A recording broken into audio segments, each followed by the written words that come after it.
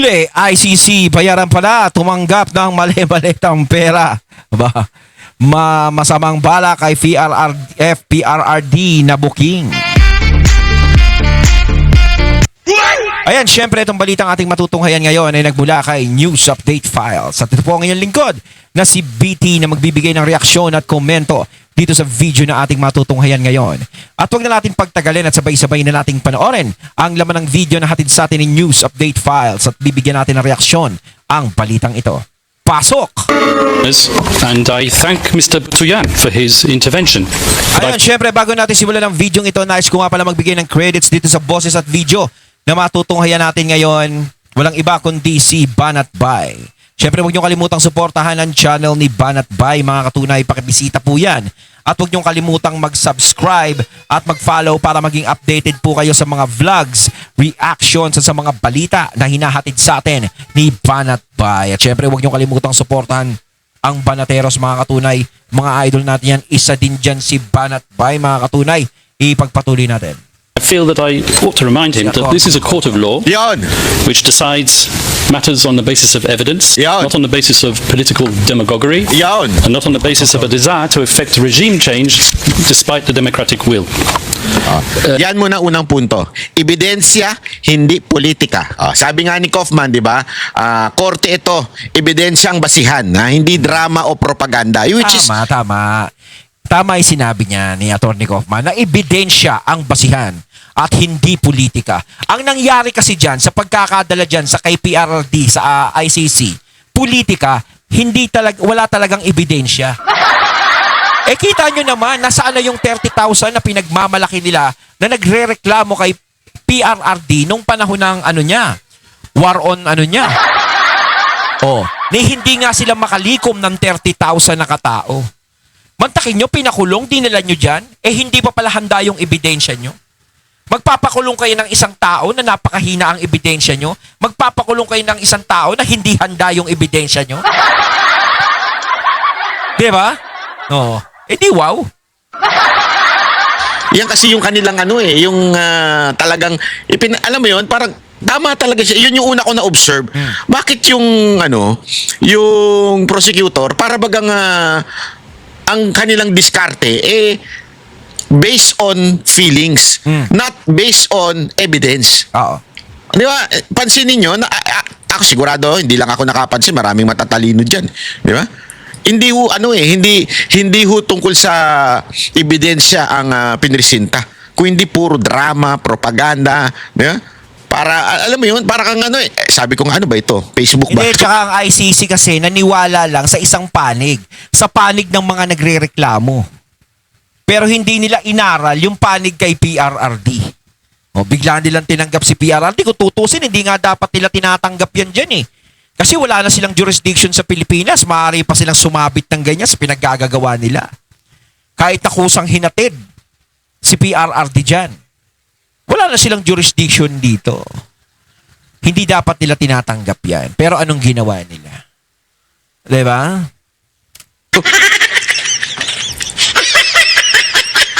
Labanan ba ito ng post? Labanan ba ito ng social media? Kasi gano'n na nangyayari. At, alam mo, hindi, sabi ko nga di ba, bakit meron isang nagsabi doon na prosecutor na parang sinabi daw ni Duterte na DDS siya. Siya daw ang DDS, yung Davao Death Squad. Yun na yun. Yun na ebidensya nila. Pag-amin daw ni Duterte na Davao Death Squad, siya daw yun. At pag-amin pa din daw doon sa Senado na kung saan sinabi niya na ako yan at walang pulis dyan, puro gangster yan. Yun na daw ang ebidensya. Kumbaga naniniwala sila sa isang salita. Gaya nga na sinasabi ko nung mga nakakaraan. Kung ikaw may ginawa kang isang krimen, may nangyaring isang krimen, no? Nakaligtas yung parang ba sasabihin natin dito? Nakaligtas pero hindi niya nakita kung sino yung gumawa sa kanya. Magtuturo lang siya. No, parang magtuturo lang siya ng suspect na gusto niyang ituro. Pero hindi niya naman talaga alam kung sino talaga ang gumawa sa kanya. 'Di ba? Hindi naman pwedeng ganun. Yung tipong may magsasabi sa iyo na si ano ang gumawa sa iyo niyan? 'Di ba? O yun na yun, parang maniniwala ka na kaagad. Yung korte maniniwala na agad doon sa sabi-sabi na wala kang ebidensya. 'Di ba? Nagtuturo ka kaagad. Kailangan meron ka munang ebidensya bago ka magturo. Kasi kung walang ebidensya na makakapagturo doon sa tinuturo mo, eh yari ka. Pwede kang baliktarin. Ikaw ang mababaliktad. 'Di ba? Kaya kasi syempre yung mga ibang nagrereklamo yung mga nagpapakulong ng ganyan. 'Di ba? Na turo ng ganito, sa salita lang naniniwala. Parang sila yang ICC sa salita lang naniwala. 'Di ba? Parang ayun na yun, sa salita lang tayo nakikinig eh. Pero wala talagang ebidensya. Wala talagang ebidensya. Ikukulong namin tong taong to kahit walang ebidensya. O gaya kanina, kung mapapanood nyo, nahuli si Mangusin. Eh yun talaga, meron talagang ebidensya. Kasi alam nyo kung bakit. Eh yung mga ini-interview ni Makagago, ayan ha, yung mga ini-interview ni Makagago, talagang lumalabas yung ebidensya, nilalabas nila yung ebidensya, hindi yung nagsasalita lang sila. Talagang merong ebidensyang nilalabas. Oh, yun talaga ang tunay. Kasi hindi ako maniniwala sa mga ini-interview ni Makagago kung nagsasalita lang sila at wala silang ebidensyang nilalabas. Kaso nga lang, meron silang ebidensyang nilalabas na magtuturo kay Mangusin. Yun yung problema. 'Di ba? Eh, ito ICC, ewan ko ba, napakataas na korte nila, no? Hindi ko naman sila sa inaano, pero ang taas nilang korte kung bakit parang bumaba bigla yung level nila sa ganyan. Gago! Sabi ko nga, hindi naman niya inaming pumatay siya. Hindi naman niya inamin, ako ang pumatay dito kay ganito. Yun. Ako ang pumatay. Kaya nga paulit-ulit niya sinasabi, di ba, crime is personal eh. Hindi pa pwedeng, pangkalahatan. Hindi ko pa pwedeng sabihin na ako'y akusahan ninyo at sabihin kong ako ay mamamatay tao sa mga kriminal. Ako mamamatay tao sa mga durugista. Hindi nyo ko pwede ikulong doon. Alam mo yun, dali mo ako sa korte. Judge, si Banat Bay daw, mamamatay tao yan, no? Ng mga kriminal. Di ba? Hindi pwedeng ganun. Ang una kagad tatanong, sino pinatay niya? Paano niya pinatay? Yeah. May ebidensya ka ba na siya talaga ang kumitil ng buhay nito? Tama, yun yung sinasabi natin. Na kahit sabihin ni PRR din ganun, kung wala ka naman talagang ebidensya na meron siyang pinapaslang na tao, wala. Out ka sa usapan. 'Di ba? Hindi pa pwedeng yun ang maging basihan nila. Na Davao Death Squad, sabihin niya, DDS ako, Davao Death Squad ako, ganto, ganyan. Sino ba yung pinaslang ni PRRD? Nahuli ba siya sa akto na meron siyang ginagawa? Kasi hindi ka pwedeng mangaso kung hindi ka nahuhuli sa akto, kung hindi ka naaaktuhan. Kaya nga tayo di ba? Ganito yan eh. Dun sa mga ng bigamy ba yon, mga adultery? Ano ba yung may tawag doon? Ganon? Halimbawa, si babae, kasal sila. Makita niya si lalaki. No? May kasamang babae. Yan, may kasamang babae. Tapos may magkwento doon sa sa babae na, uy, yung asawa mo, nakita ko. Nagbebembangan sila nung babaeng niya. Hindi niya pwede pa rin ireklamo yung asawa niya para ipakulong niya dahil kwento lang sa kanya yun. So, ang kailangan talaga, ang hihingin talaga sa kanya is makita niya talaga yung ebidensya. Mahuli sa akto. 'Di ba? Ganun dapat. 'Di ba? Ganun dapat, kailangan mahuli sa akto na siya talaga yung gumagawa. Kaya nga, 'di ba, pinupuntahan ng mga pulis, sumasama yung mga pulis sa mga ganun. Napapanood natin sa TV. Hinuhuli nila sa akto, binibidyohan nila. Yun, doon ka na pwedeng magkaso. Pero kung sa mga kwento-kwento lang, hindi pwedeng ganoon.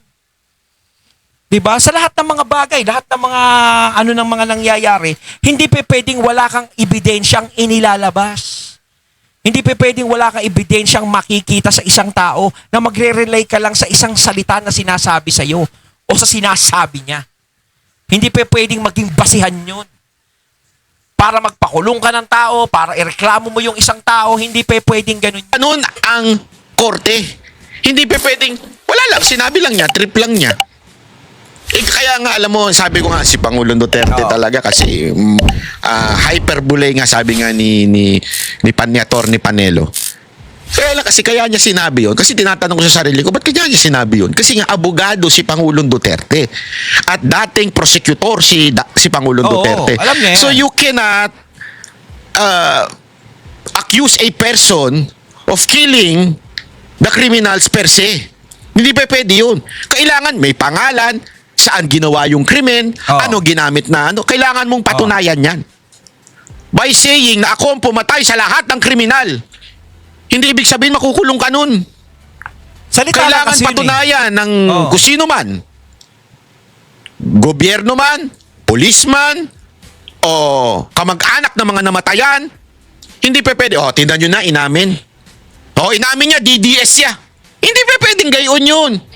Ano ngayon kung inamin niya DDS? May inamin ba siya na pinatay ko? Kaya hindi ka rin pwedeng magturo. Kaya sabihin na, ayan yung pumaslang kay ano. Diba? Pinaslang niya yan kagabi. Yan yung pumaslang. Yan yung suspect. Nasaan yung ebidensya mo? Na siya yung pumaslang. Hindi pa pwedeng sabihin mong, nakita mo lang siya. Na parang, diba, ganun, ituturo mo lang siya. Kailangan meron ka talagang ebidensya. Lahat ng bagay, lahat ng akusa, lahat ng kaso, dapat meron kang hinahaing ebidensya. Ebidensya, testigo, kung may testigo, ebidensya. Diba? Hindi pa pwede yung kwento-kwento lang. Hindi pa pwede yung ganun. Ewan ko pa yung iba diba? Nakukulong sa kwento-kwento lang. Syempre, hindi rin naman natin masisisi yung mga nakukulong sa kwento-kwento lang dahil hindi naman nila alam talaga yung kalakaran. Diba? Pero kung alam nila, pero si PRRD alam niya yan. Pero wala lang talagang magawa dahil syempre, kanya na yung ginawa sa kanya. Dinala na siya sa ICC. Diba? Pero nakikita nyo naman talagang mali talaga ang ginawa kay PRRD. Yung sinasabi ko na mga nakukulong lang sa mga kwento-kwento lang, yung mga maliliit na nakakasuhan minsan na pagbibintangan. Yun ang problema. Hindi sila makakuha ng maayos na abogado at wala sila ganong alam sa proseso ng batas. Yun ang mga kawawa, yung mga nagiging biktima. Pero yung mga nagiging suspect talaga, yun dapat talaga mabulok sa kulungan.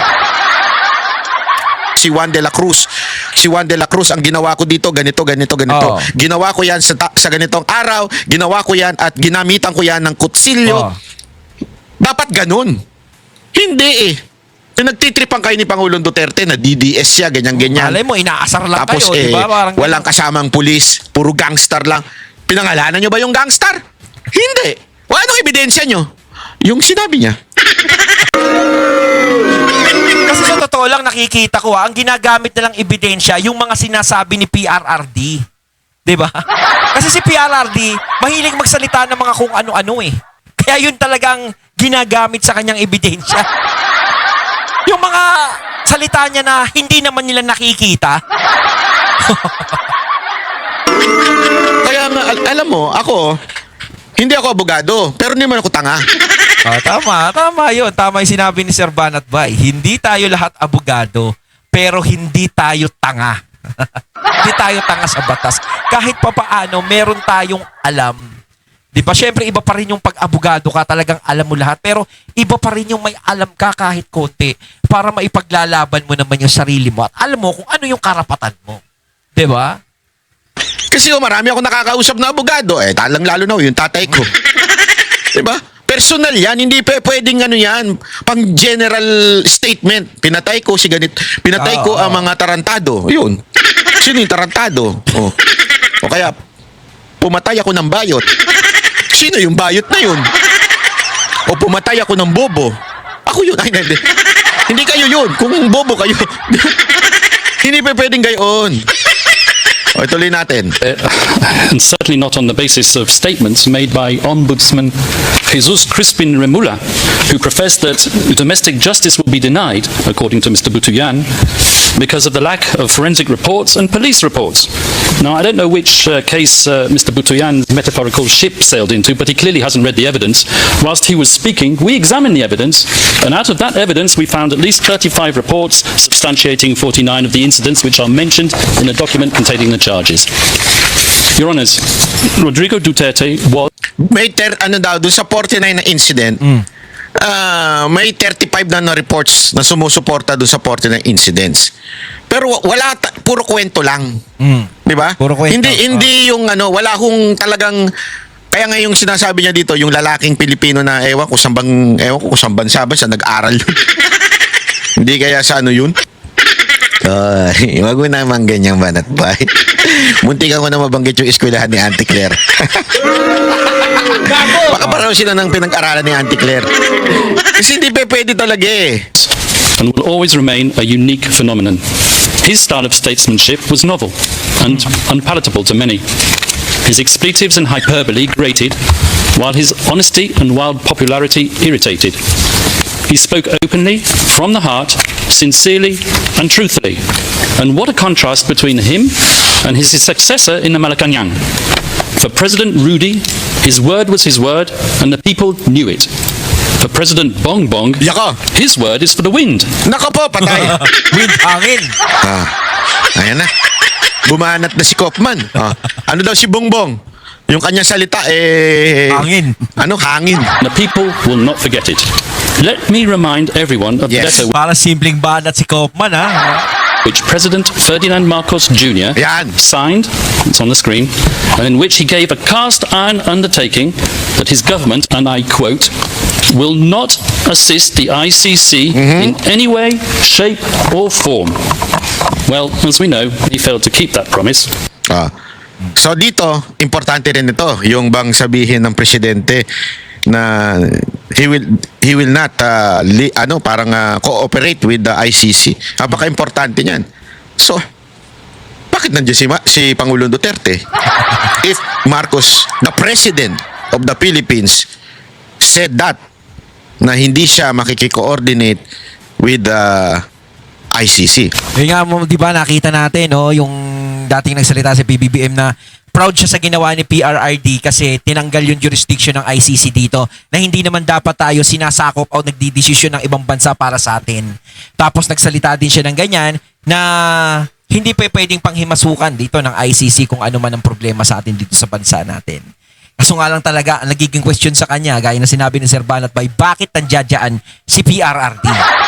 At tipong mas, eto pa, sila pa yung nagdala talaga kay PRRD dyan sa ICC. Diba? Para sa akin kasi, hindi ko naman nakikita dito yung kasalanan ni PRRD na ibinibintang sa kanya. Ang nakikita ko lang kasi dito, politika. Kahit kay BP Sara, sa impeachment ni BP Sara, politika lang talaga.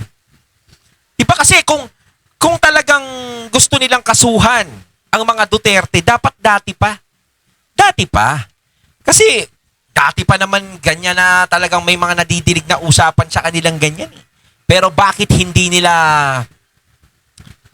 inaano, di ba? Dahil ba mayor pa lang sila o vice mayor?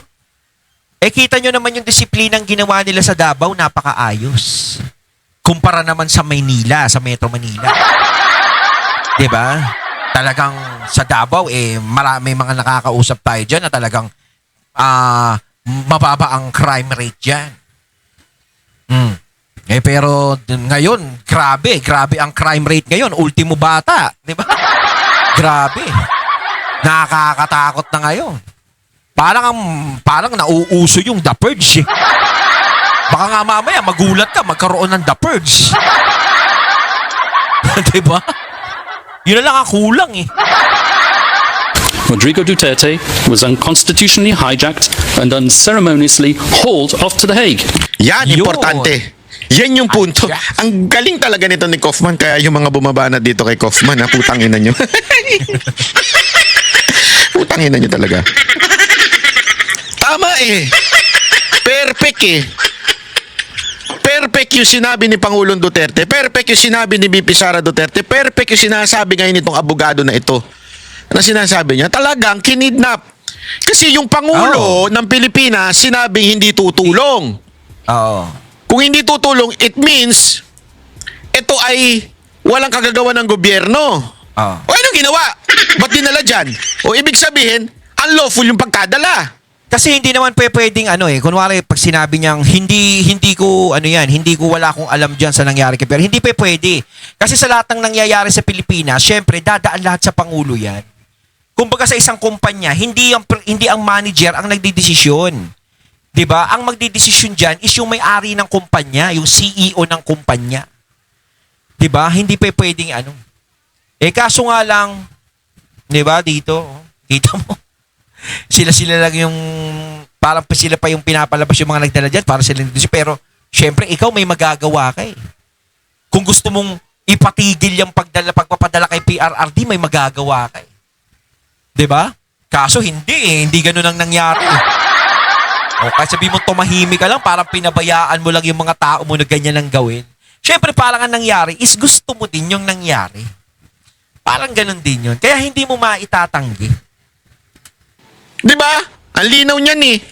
And when called upon to defend his master's actions and the said letter at a Senate committee hearing, the then Secretary for Justice, Yeah. once again Mr. Jesus Crispin Remula, persisted with the same dishonest theme.